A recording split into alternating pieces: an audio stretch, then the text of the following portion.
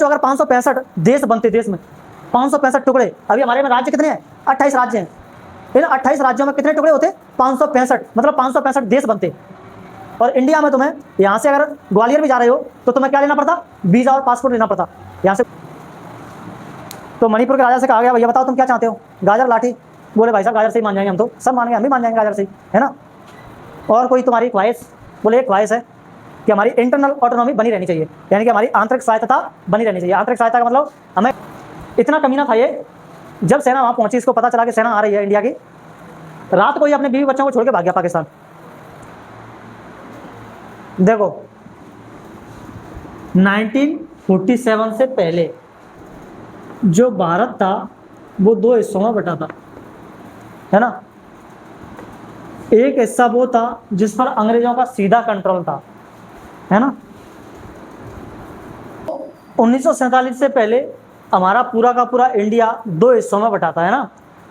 एक हिस्सा वो था जहां पर अंग्रेज शासन कर रहे थे, और एक हिस्सा वो था जहां पर राजाओं का शासन था। और ये हिस्सा था कौन सा? 1/3, है ना, 1/3 हिस्सा, 1/3 ही था क्या? हाँ, 1/3 हिस्सा था। और टोटल कितने थे? 565 रियासतें थी। कितनी? 565 रियासतें। वैसे मैंने ऊपर लिख दिया है, ठीक है, देसी रजवाड़े 565 थी, है ना। यानी कि भारत में अगर 4 लोग थे तो 4 लोगों में से एक आदमी कहाँ पर रह रहा था? रजवाड़ों में, है ना। भारत में अगर टोटल 4 लोग हैं तो टोटल ये कितने हुए? 4, जिनमें से एक कहाँ पर रह रहा है? इन रजवाड़ों में, है ना। यानी कि हर चौथा आदमी किसी ना किसी रजवाड़े में रह रहा था भारत में, ठीक है। रजवाड़े का मतलब ऐसी, भारत में ऐसी जगह जहाँ पर राजा होते थे, राजाओं का शासन होता था, वो अपने राज्य को अपने हिसाब से चलाते थे, वहाँ पे अंग्रेजों का कोई नियंत्रण नहीं होता था, है ना। और एक भारत का हिस्सा ऐसा था जहाँ पर किसका नियंत्रण था? अंग्रेजों का ही नियंत्रण था, वहाँ पर सिर्फ और सिर्फ अंग्रेजों की ही चलती थी, ठीक है। हमें आज़ादी मिली थी एक कानून के तहत, जिसका नाम क्या था? भारतीय स्वतंत्रता अधिनियम। एक एक्ट था, भारतीय स्वतंत्रता अधिनियम 1947, ठीक है, इंडियन फ्रीडम एक्ट 7। इन्होंने क्या कहा? जैसे ही भारत आज़ाद होगा, इसमें एक चीज़ लिख दी इन्होंने, वो क्या? जैसे ही भारत आज़ाद होगा, यानी कि भारत और पाकिस्तान बनेंगे, भारत की आज़ादी के साथ ही ये 565 रियासतें भी क्या हो जाएंगी? आज़ाद हो जाएंगी, है ना। अब आज़ाद हो जाएंगी तो ये, इनको ये आज़ादी होगी कि ये अपनी मर्जी से चाहे तो पाकिस्तान में चले जाएं और चाहे हिंदुस्तान में चले जाएं, या फिर ये क्या रह सकते हैं? आज़ाद रह सकते हैं, ना हिंदुस्तान में मिले ना पाकिस्तान में मिले, है ना। जैसे आप किसी जगह के राजा हो तो ये आप पर पूरी तरह डिपेंड करता है कि आपको कहाँ जाना है। आपको हिंदुस्तान में जाना है या पाकिस्तान में जाना है या फिर कहीं नहीं जाना। मुझे तो यहाँ का शासन खुद करना है, मैं तो यहाँ का राजा रहूँगा, मैं किसी में भी नहीं मिलूँगा, मैं स्वतंत्र रहूँगा, है ना। ये क्या कर गए थे? अंग्रेज इस कानून में लिख गए थे, ठीक है। उसके बाद जैसे ये हुआ, अंग्रेजों ने ऐसा किया, तो भारत सरकार और सरदार वल्लभ भाई पटेल, उस समय सरदार वल्लभ भाई पटेल गृह मंत्री थे। कौन थे? गृह मंत्री, है ना। और एक उनका व्यक्ति था, साथी था, जो कि एक बहुत बड़ा अफसर था उनके सरकार में, वीपी मेनन, है ना। तो मेनन ने और सरदार वल्लभ भाई पटेल ने, दोनों ने मिलकर के इन रजवाड़ों को, 565 रजवाड़ों को, है ना, भारत में मिलाने का पूरा जोर शोर लगा दिया। एक भी उसको, रजवाड़ों को बाहर नहीं जाने दिया, है ना। ऐसा क्यों किया गया था? तो उसके पीछे का कारण था देश को टुकड़ों टुकड़ों से बचाना, है ना। अगर आप लोग यहाँ पे लिखें आगे, रजवाड़ों का विलय,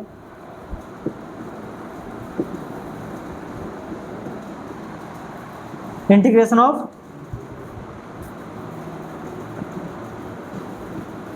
princely state,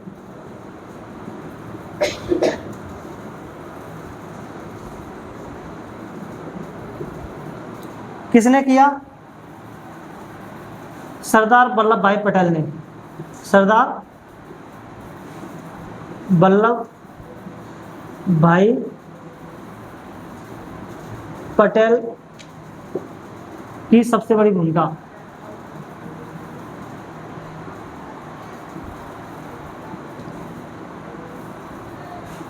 main role of Sardar Vallabh भाई पटेल, ठीक है। Will of the people.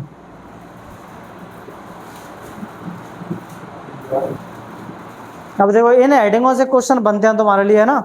रजवाड़ों का विलय किसने किया? तो सरदार वल्लभ भाई पटेल ने किया। उनकी क्या भूमिका थी, है ना, क्यों किया? तो ये 3 कारण थे। अब मैं जो समझा रहा हूं उनको इनमें लिख देना, ठीक है। बस थोड़ा सा दिमाग चलाओ ना अपना, है। बाकी तुम्हें नोट्स तो मिलेंगे ही, तो उनमें सब लिखा हुआ मिल ही जाएगा, तो वहां से आप लोग आराम से कर लेना, ठीक है। लेकिन यहाँ पर जो पढ़ा रहे हैं उसको इसी माइंडसेट से पढ़ो कि जैसे मैं पढ़ा रहा हूँ, ठीक है, समझो उसी तरीके से। और मैं गारंटी दे रहा हूँ कितना भी कमजोर बच्चा हो, कितना भी कमजोर बच्चा हो, पेपरों में इतना अच्छा करेगा, बहुत शानदार। साल भर में मैं इतना तो भर दूंगा उसके माइंड में कि पेपर को फाड़ के रख देगा वो। पास अपनी दम पे होगा, चाहे नकल चले या ना चले, इतना मुझे भरोसा है। क्योंकि ये जो मैं आप लोगों को कहानियां सुना रहा हूँ, ये कहानियां नोट्स में नहीं लिखी होती, है ना। जो मैं आप लोगों को सिंपल लैंग्वेज में सुनाता हूँ और ये कहानियों की तरह पढ़ाता हूँ, तो कहानियां याद रहती हैं। तुम नोट्स में से क्वेश्चन याद कर लो, कल फिर भूल जाओगे, याद कर लोगे फिर भूल जाओगे। इसलिए ढंग से समझो इनको, है ना, है ना। सोचो अगर देश के 565 टुकड़े हो जाते, 565 टुकड़ों का मतलब है हर राजा को बोल दिया गया कि तुम तो जिसमें मिलना है मिल जाओ। अब सोचो अगर हर राजा ये सोचता कि मुझे तो अपना राज्य क्या रखना है, स्वतंत्र रखना है, और सोच ही रहे थे राजा ये सब सोच रहे थे कि मैं तो अपने राज्य को क्या करना है, स्वतंत्र रखना है। हम क्यों मिले पाकिस्तान में, हम क्यों मिले इंडिया में? वो तो सरदार वल्लभ भाई पटेल का मैं रोल बताऊंगा आप लोगों को भी आगे कि कैसे इनको मिलाया गया था, है ना। अब सोचो अगर 565 देश बनते, देश में 565 टुकड़े। अभी हमारे में राज्य कितने हैं? 28 राज्य हैं। इन 28 राज्यों में कितने टुकड़े होते? 565, मतलब 565 देश बनते। और इंडिया में तुम्हें यहाँ से अगर ग्वालियर भी जा रहे हो तो तुम्हें क्या लेना पड़ता? वीज़ा और पासपोर्ट लेना पड़ता यहाँ से ग्वालियर जाने के लिए, क्योंकि ग्वालियर पे भी सिंधिया का शासन था, है ना, वो राजा था ग्वालियर का। सोचो अगर तुम यहाँ से ग्वालियर जाते तो उसका तो देश था ना अलग, ग्वालियर। अगर तुम वहाँ जाते तो तुमको सबसे पहले वीज़ा और पासपोर्ट लेना पड़ता, अनुमति लेनी पड़ती ग्वालियर जाने की, तब तो तुम ग्वालियर जा पाते, है ना। भोपाल में शासन था राजे रजवाड़ों का, कश्मीर में शासन था राजे रजवाड़ों का, ऐसे कई राजे रजवाड़े थे, पूरे देश में 565 थे, है ना। तो मैं 20-30 किलोमीटर पर एक राजा का शासन देखने को मिल जाता। अब सोचो क्या तुम्हारा जीना हराम नहीं हो जाता? हर बार तुम जा रहे हो सबसे पहले अनुमति ले रहे हो, आए कि नहीं आए। वो पूछेगा क्यों आ रहे हो बताओ, है ना, तुम जा रहे हो घूमने के लिए, मतलब हर बार तुम्हें पूछना पड़ेगा। कितनी बड़ी प्रॉब्लम यहाँ पे हो जाती है ना।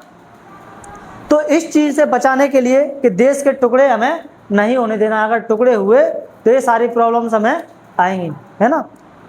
लोकतंत्र की स्थापना, है ना, डेमोक्रेसी का एस्टेब्लिशमेंट हमें करना था, है ना। तो भारत में जो स्वतंत्रता संग्राम हुआ था, 1857 की क्रांति हुई थी, है ना, या जो हम लड़ाई लड़ रहे थे 1947 से पहले भारत की आज़ादी के लिए, है ना। इस लड़ाई का मकसद क्या केवल भारत से अंग्रेजों को भगाना था कि अंग्रेज भाग जाए यहाँ से, है ना, बस हमारा मकसद, हम अपने मकसद में कामयाब हो गए? नहीं, है ना। इस भारत में अंग्रेज ही प्रॉब्लम नहीं थे देश के लिए, ये राजे रजवाड़े मेन प्रॉब्लम थे। ये अपने यहाँ पे चुनाव नहीं होने देते थे, अपने यहाँ पे ये चुनाव नहीं करवाते थे। राजा जो बैठा हुआ है वही राजा बना हुआ है ना, और उसका फिर बेटा राजा बन जाएगा। अंग्रेजों को भगाना ही मकसद नहीं था भारत से, मकसद क्या था? डेमोक्रेसी लाना। क्योंकि इन राजे रजवाड़ों में क्या चलता था? जनता वोट नहीं करती थी, जनता नहीं चुनती थी राजा को, है ना। राजा अनडेमोक्रेटिक तरीके से क्या होते थे? चुने जाते थे। जैसे आप राजा हो, आपके आगे चल करके बच्चे राजा बन जाएंगे, फिर उनके बच्चे राजा बन जाएंगे, कोई किसी को वोट नहीं कर रहा है। तो हमें इस सिस्टम को हटा करके क्या लाना था? यहाँ पे डेमोक्रेसी लेकर के आनी थी। यानी कि हमें एक ऐसा सिस्टम बनाना था जहाँ पर जनता तय करेगी कि राजा कौन होगा, है ना। इससे पहले जनता तय नहीं कर पा रही थी कि राजा कौन होगा, ठीक है। जनता की इच्छा सबसे बड़ी जरूरी होती है ना। जितने भी रजवाड़े थे 565, इन सब में जनता बहुत परेशान थी, क्योंकि जनता की इच्छाएं एकदम बाहर खड़ी रहती थी। उनकी इच्छाओं का उसमें कोई भी काम नहीं होता था। इनकी राजे रजवाड़ों के कामों से, करतूतों से एकदम बहुत ज़्यादा क्या आ चुके थे? तंग आ चुके थे। तो ये चाह रहे थे इन रजवाड़ों से क्या होना? आज़ाद होना, इन राजाओं से आज़ाद होना। तो इसलिए फिर क्या नाम है, सरदार वल्लभ भाई पटेल और वीपी मेनन, इन दोनों ने तय किया, भारत सरकार ने, कि हमें इन रजवाड़ों को किस में मिलाना है? भारत में मिलाना है, इनको अलग नहीं होने देना है। अब चलेगी यहाँ से कहानी सरदार वल्लभ भाई पटेल की, कि इन्होंने कैसे किया ये काम, ठीक है। तो सरदार वल्लभ भाई पटेल के बारे में पढ़ते हैं, ठीक है। कहाँ है सरदार वल्लभ भाई पटेल? ये रहे, है ना। मैं इनकी अलग से हेडिंग बना देता हूँ, ये को तो वहाँ लिख लेना इनके बारे में, ठीक है। जन्म हुआ था इनका कहाँ पर?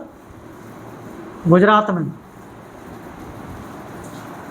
ये नोट कर लिया था ना तुम लोगों ने?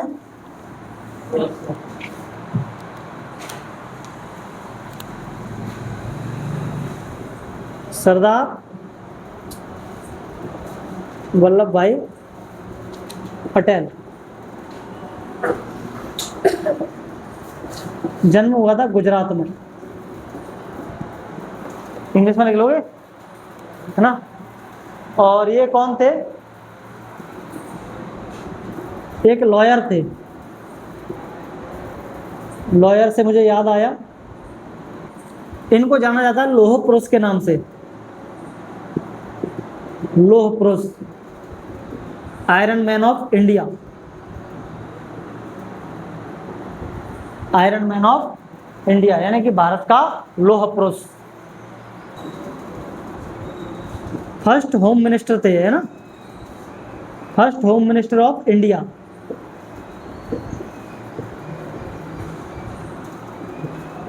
आजाद भारत के पहले गृह मंत्री, आजाद भारत के पहले गृह मंत्री। आज कौन है गृह मंत्री? पता है आप लोगों को? आज गृह मंत्री कौन है? Home minister Amit Shah. हाँ, आज अमित शाह है ना होम मिनिस्टर। तो हमारे भारत का सबसे पहला होम मिनिस्टर कौन था? यही थे, सरदार वल्लभ भाई पटेल। और ये डिप्टी पीएम भी थे, है ना, डिप्टी पीएम। एक पीएम होता है प्रधानमंत्री, एक होता है उप प्रधानमंत्री। तो ये उप प्रधानमंत्री थे, है ना, डिप्टी पीएम भी थे। तो सरदार वल्लभ भाई पटेल को इन सारे राजे रजवाड़ों की कमजोरियां बताती, राजाओं की। सारे राजाओं को जानते थे अच्छे से कि कौन लातों से मानेगा, कौन बातों से मानेगा और कौन पैसों से मानेगा, है ना। तो इन्होंने सारे तरीके अपनाए। एक पॉलिसी इनके बारे में, इनके बारे में एक र्यूमर चलता है, वो ये कि इनको गाजर और लाठी बहुत पसंद थी। मतलब ये केवल र्यूमर है ना, बल्कि वो एक पॉलिसी थी उनकी, है ना, carrot and stick policy. Carrot and stick policy, गाजर और लाठी की नीति।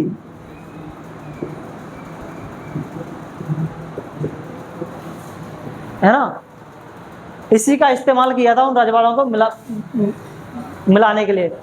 एक इंस्ट्रूमेंट होता था जिसको अपन विलय पत्र कहते हैं। क्या कहते हैं? विलय पत्र, instrument of accession. Instrument of accession का मतलब क्या होता है? विलय पत्र। मतलब जैसे आप लोग कोचिंग का फॉर्म भरते हो, वैसा ही एक फॉर्म होता था और ये फॉर्म को लेकर के इन राजे रजवाड़ों के पास जाते थे और उनसे कहते थे कि देख भाई, तुम लोग शांति से मान जाओगे तो तुम्हारे लिए गाजर है, लो गाजर खा लो, या तो गाजर खा के मान जाओ।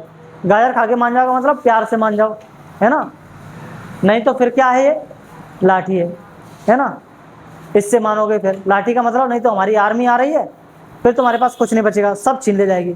ये कहते थे देखो, गाजर से मान जाओगे, प्यार से मान जाओगे तो तुम्हें हम खूब सारा पैसा देंगे, हर साल तुम्हें पैसा दिया करेंगे ताकि आप लोग अपना जीवन यापन अच्छे से करते रहो, है ना, लेकिन तुम्हारा सारा काम दाम कौन संभालेगा, हम संभालेंगे। बस तुम तो नाम के राजा रहेंगे, शांति से राजा बन के बैठे रहना, है ना। राज्य किसके कंट्रोल में होगा, हमारे कंट्रोल में होगा, है ना। और अगर तुम नहीं माने प्यार से तो ये दूसरे हाथ में मेरे में लाठी है।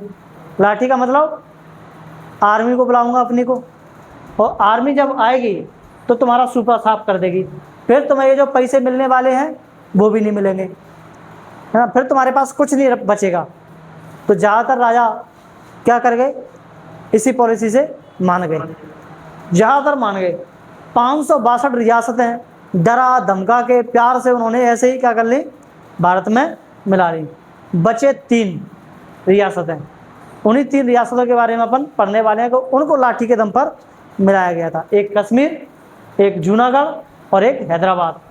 कश्मीर तुम्हारी वो है ये ऊपर, जूनागढ़ तुम्हारी गुजरात में पड़ती थी, और आंध्र प्रदेश की राजधानी, तेलंगाना की राजधानी क्या, हैदराबाद। तो यहाँ पर एक हैदराबाद रियासत थी। इन 3 रियासतों को लाठी के दम पर क्या किया गया था, मिलाया गया था।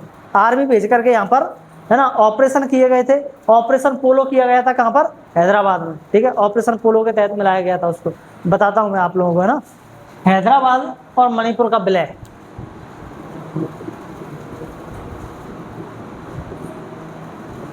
हैदराबाद और मणिपुर का विलय, integration of Hyderabad and Manipur. तो हैदराबाद में क्या होता था, हैदराबाद में जो राजा होता था, राजा, उसको क्या कहते थे, निजाम। क्या कहते थे, निजाम, ठीक है, निजाम बोलते थे इसको, निजाम, हैदराबाद के राजा को। इसने क्या किया, 1 साल की यथास्थिति बनाए रखने का समझौता, स्टैंड स्टिल एग्रीमेंट।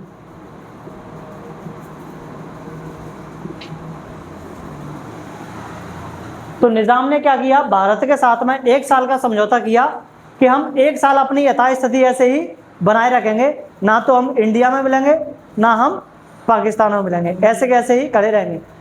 अब चूंकि ये मुस्लिम है तो बताओ ये कहाँ पर मिलना चाह रहा होगा, ये मिलना चाह रहा था कहाँ पर, पाकिस्तान में, है ना। ये पाकिस्तान को सपोर्ट करता था और पाकिस्तान में ही ये मिलना चाह रहा था। अगर ऐसा हो जाता तो भारत में एक पाकिस्तान इधर बांग्लादेश में बना, एक पाकिस्तान उधर बना, एक पाकिस्तान और बनता कहाँ पर, तेलंगाना में, हैदराबाद में, है ना। लेकिन ऐसा हुआ नहीं, ऑपरेशन पोलो किया गया और ऑपरेशन पोलो के तहत इसको भारत में मिला लिया गया, है ना।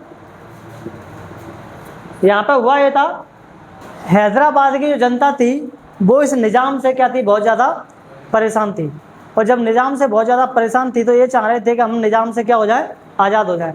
तो उन्होंने वहाँ पर सिविल वॉर जैसी स्थिति बना दी, किसके खिलाफ, निज़ाम के खिलाफ। और ये बात पता चल गई किसको, गृह मंत्री को, है ना, अमित शाह को कह रहा हूँ, सरदार वल्लभ भाई पटेल को, उस समय वो गृह मंत्री थे, उनको पता चला। लेकिन निज़ाम ने उससे पहले अपना एक अर्धसैनिक बल भेजा, है ना, मतलब अपनी कुछ सेना भेजी कि जाओ भाई इसको दबा के आओ इसको। और एक व्यक्ति था जिसका नाम था रजाकार, है ना, इसने इतना वहाँ मार काट मचाई, इतनी लूटपाट मचाई, और खास करके उन लोगों पर जो गैर मुस्लिम थे। गैर मुस्लिम का मतलब जो मुस्लिम नहीं थे। जो मुस्लिम नहीं थे उन लोगों को इन्होंने मारा, पीटा, लूटा, रेप किए, सब काम किया। खास करके औरतों को बहुत ज़्यादा परेशान किया। तब फिर सरदार वल्लभ भाई पटेल को अपनी आर्मी भेजनी पड़ती है, और नाम था ऑपरेशन पोलो।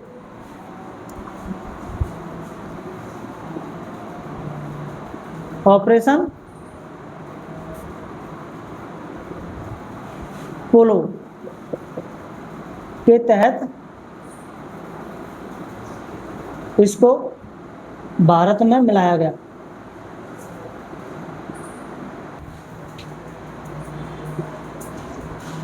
नाइनटीन 48 में।